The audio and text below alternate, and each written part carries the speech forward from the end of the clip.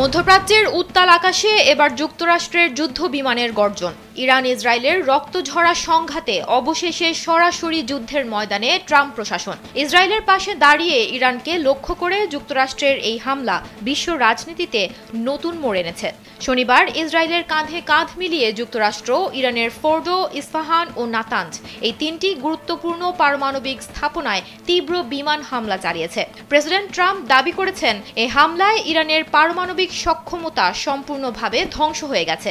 তিনি হুঁশিয়ারি দিয়েছেন, যদি ইরান শান্তির পথে না আসে তবে আরও হামলা চালানো হবে। এ হামলার পরপরই বিশ্বজুড়ে তীব্র প্রতিক্রিয়া দেখা দিয়েছে।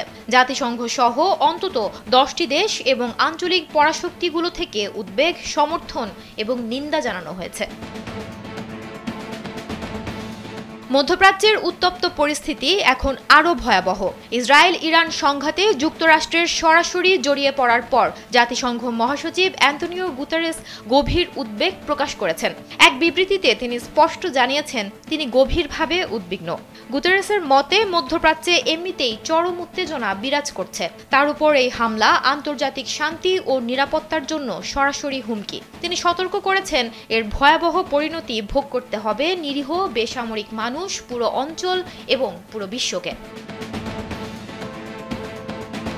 ইরানের পররাষ্ট্রমন্ত্রী আব্বাস আরগাচি বলেন, যুক্তরাষ্ট্র জাতিসংঘ সনদ এবং আন্তর্জাতিক আইন লঙ্ঘন করেছে।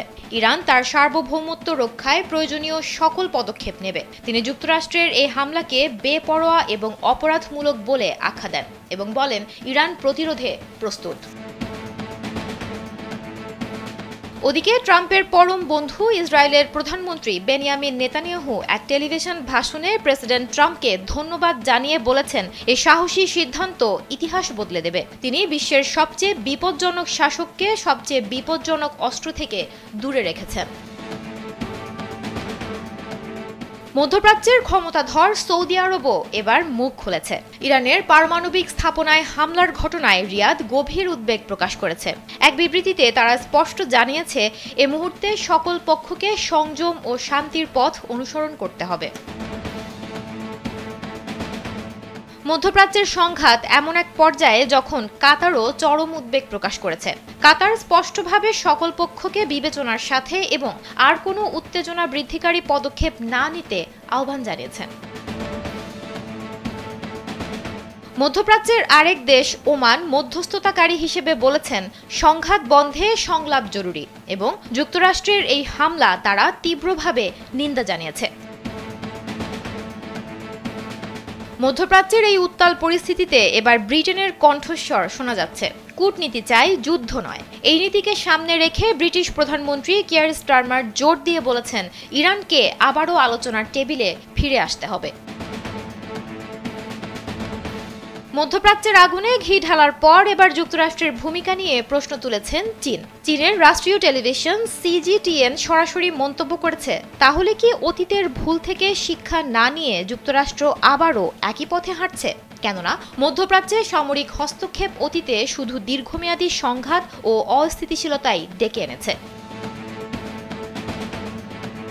ভেনেজুয়েলার পররাষ্ট্রমন্ত্রী ইউভান গিল এক বিবৃতিতে বলেছেন, যুক্তরাষ্ট্রের এই হামলা আন্তর্জাতিক আইন এবং জাতিসংঘ সনদের লঙ্ঘন। এটি একটি সরাসরি আগ্রাসন যা বিশ্ব শান্তির জন্য হুমকি। অস্ট্রেলিয়া পরিস্থিতিকে অত্যন্ত অস্থিতিশীল আখ্যা দিয়ে সকল পক্ষকে সংযম এবং শান্তিপূর্ণ সমাধানের পথে এগিয়ে যাওয়ার আহ্বান জানিয়েছেন।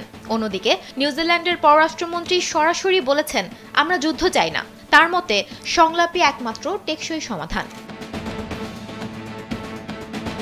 ক্ষমতা থাকলেই তা অপব্যবহারের অধিকার দেয়া হয় না, এমন কড়া প্রতিক্রিয়া জানান চিলির প্রেসিডেন্ট গ্যাব্রিয়েল বোরিক। ওদিকে মেক্সিকো শান্তিপূর্ণ সমাধান ও কূটনৈতিক উদ্যোগকে সামনে আনার আহ্বান জানিয়েছেন। সকল দেশের মোড়লদের প্রতিক্রিয়া নিয়ে একটি প্রতিবেদন প্রকাশ করেছে সংবাদ মাধ্যম আল জাজিরা।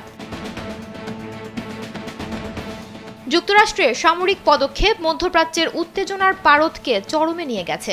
একদিকে যখন কিছু দেশ যুক্তরাষ্ট্রের এই পদক্ষেপকে সমর্থন করছে, অন্যদিকে অধিকাংশ দেশই আন্তর্জাতিক আইন লঙ্ঘনের অভিযোগ এনে শান্তি প্রতিষ্ঠার জন্য কূটনৈতিক সমাধানের উপর জোর দিচ্ছে। বিশেষজ্ঞদের মতে এখন সময় সকল পক্ষের সংযমের পরিচয় দেওয়ার, কারণ এই সংকট নিয়ন্ত্রণের বাইরে চলে গেলে তার প্রভাব শুধুমাত্র মধ্যপ্রাচ্য নয়, ছড়িয়ে পড়তে পারে গোটা বিশ্বে।